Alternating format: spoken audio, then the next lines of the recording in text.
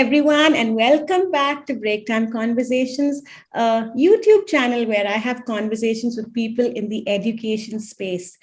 Like I've mentioned before, I meet so many inspiring people every day. And so I decided to document these conversations that I have with them here so that all of you can hear their stories too and hear about the amazing work that they do. So I am here today with a childhood friend, Audrey Mabin. We've done a lot of things together, and now it's so wonderful to find ourselves in the same space of education, which is really exciting. And she likes to be introduced as an educator, an aviator, and a mother. That sounds interesting, doesn't it? So let's dive in. And Audrey, why I'm here with you today is because you have this amazing school in Mysore. So we want to hear more about it and how you started this school. Over to you, Audrey. Thank you. Thank you, Anupa. And the minute you said childhood, there was this huge flashback of many things, including both of us in uniform. And at times we'd bump into the bus stop together. When you walk down, occasionally we probably boarded the same bus. And that it just came to me saying, hey, Anupa and me were sometimes at the bus stop together. We were in the same grade, but we've grown up now together with same age. But both of us, like you said, are in this very interesting and very, what do you say, from a heart field. And that's being with children, isn't it? So how it all began for me was primarily motherhood. I was completely into aviation and flying after college, like you know. And as the job that I did, which was primarily sport aviation, we opened it out to schools where we felt children from the age of about 10 should be airborne.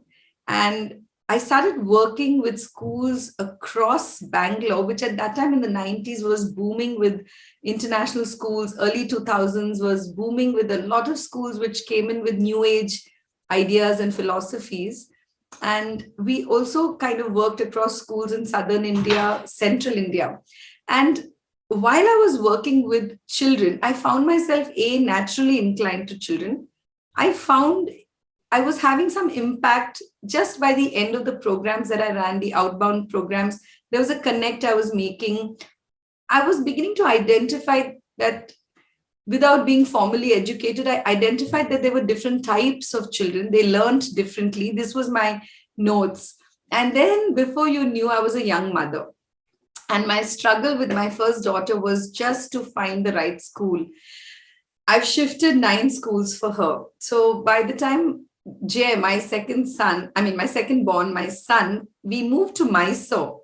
Mysore is this lovely, quaint town, little hamlet, beautiful, but I wasn't able to find a place of my choice for him to grow up in an environment that I thought would be suitable for learners or children, because I'd worked with children anyway. So I took this plunge. I thought I'm going to be completely gray-haired when I do this project. My dream was to have by now a school of my own. But I thought I'll do it only in my 50s or something. But then I'd had Jay and I said, okay, let's start a kindergarten. It started with an initiative with 8 children who signed up in the first year that I started. It was June 2008. And today in 2021, proud to say that Jay is right now doing his international AS levels in Mysore. We have about 300 children on board. We have a lot of our team, which is really parents like me. Our parents come together to say, this is what we want for our children. We define this whole course together. And ICANN has turned out to be not just a school, it's turned out to be a movement in Mysore. It's beautiful when we all say, I can. And that's been my single largest contribution so far to the city of Mysore. That is so inspiring. And just want to say that I turned gray. You didn't. So you're obviously doing the right thing. I wanted to be like you when I started. Right. I don't know if you remember that we both taught together the beginner class in the Vacation Bible School in college. And that is, in school. That was when, in church, sorry. That was when I decided I wanted to be a teacher. And I remember both of us getting so many compliments about how well we taught. And we were handling the little ones. Yes. So Anupa, that was even my first experience. And that's when I realized, again, like you said, that we were naturals with children. Our home was full of children. Like my elder sister had a baby very early on, and my brother was 10 years younger to me. So there were children all around us. But Anupa, when you meet other children, children that belong to somebody else's family, and when you realize that you can have an impact on them because they are responding and reciprocating to you, it's a very powerful feeling, and it's a wonderful feeling. It's not power over the child, not in a negative way, about the fact that you are actually influencing. And though my youngest daughter now, who teaches me a lot of new age trendy things, she's 11, she says she wants to be an influencer. I don't know what kind, but I realized without technology, we were influencers too. Yeah, that's so cool. So, in today's age, there are schools in every corner. Everywhere I turn, there is a school. There is. So, how do you think ICAN is different, or how would you want ICAN to stand out differently from all other schools? I think what we have already achieved so far is standing out to be a school that genuinely advocates for what children deserve. So this is not about what adults want. This school is not about what maybe the grandparents want. It's not about what the parents want.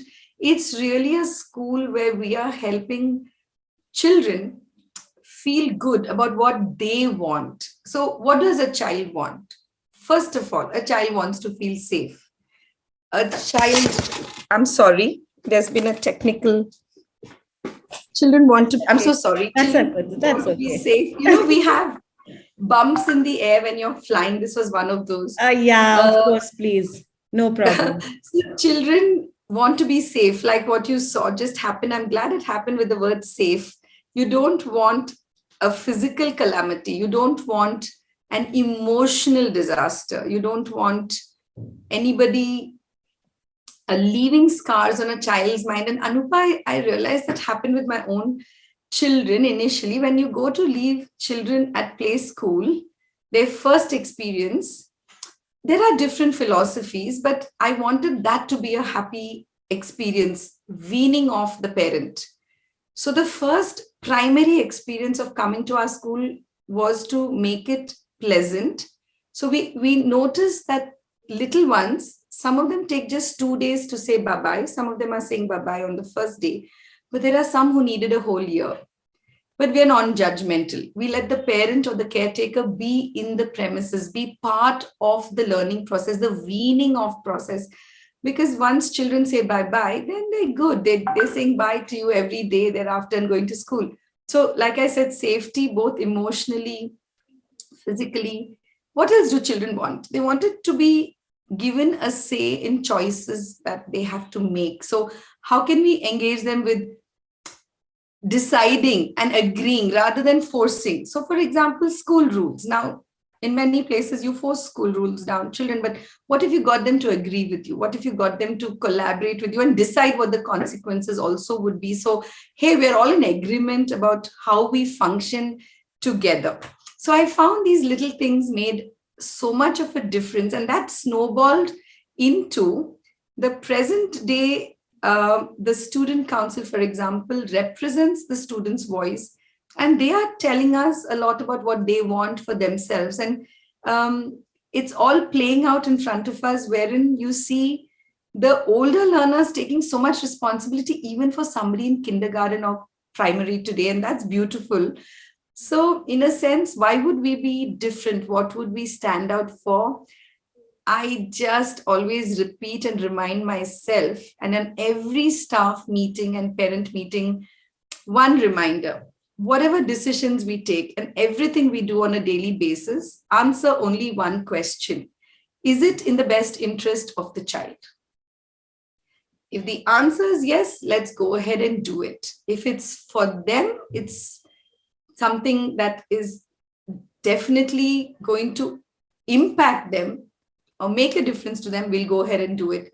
We're not pleasing anybody here, adults especially.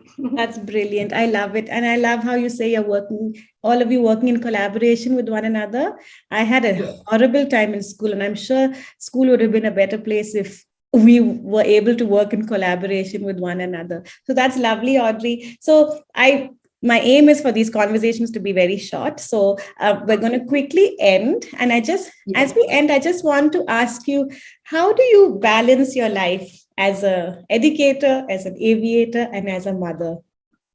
I should have been a juggler first, I think. I should have gone to a circus and learned how to do it better.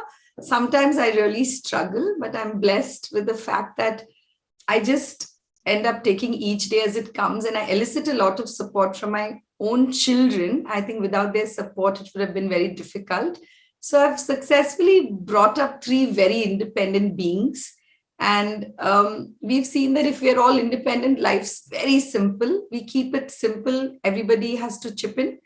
And the difficult part, some days you have to handle it on your own, Anupa. So